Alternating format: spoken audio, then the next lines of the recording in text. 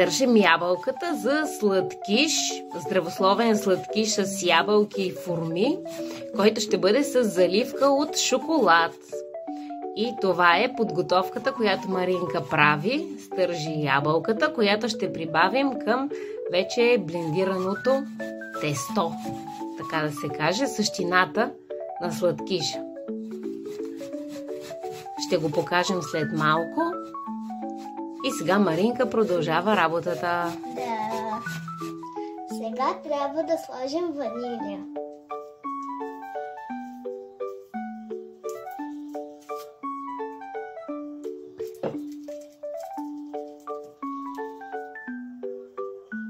След това са яйцата.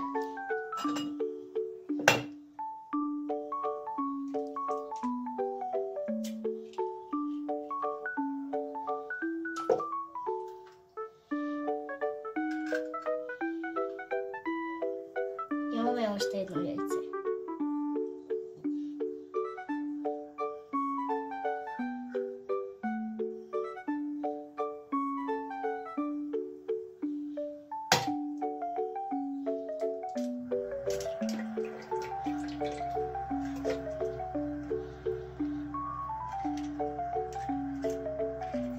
Сега първо да се измия.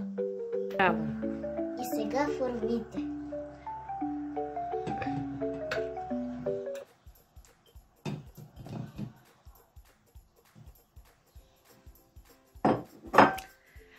И сега блендираме всичко, прибавяме брашното, ябълките и печем. Да.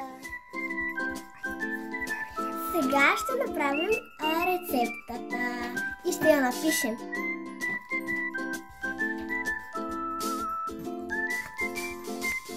Салатата се казва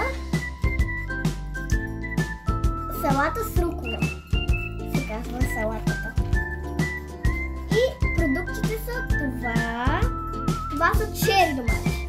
Това е авокадо. Това е рукола. Това е запечени семки. Това са. И това е рибатон. И сега ще ви сега преминаване с правенето на салатата. Сега първо сипваме руколата, разбира се. След като сме я измили от бактериите, после сипваме авокадото, чери доматки, които сме ги измили так, също сме ги измили черите доматки и нарязали. Също така. Семките най-накрая. И семките ги слагаме най-накрая. Сега ще сложим пък рибата тон. Беше ни трудно с рибата тон, затова спряхме рибата. Сега слагаме една шейпичка. Ето така. Запечени семки. Да, запечени семки. Поръстваме И сега мешаме. Сол. И Вкуси. И вкусяваме сол. Малко. Малкичко. Маслиново олио. Мъничко. Мале, аз мога да сипвам. Мале. Разбъркваме. Сипах и сега смешваме. Разбъркваме сега. Да. И бон апетит! Да ви е вкусно! Здравейте! Здравословен сандвич с закуска. С какво ще го правим? С томат, авокадо и поширено яйце.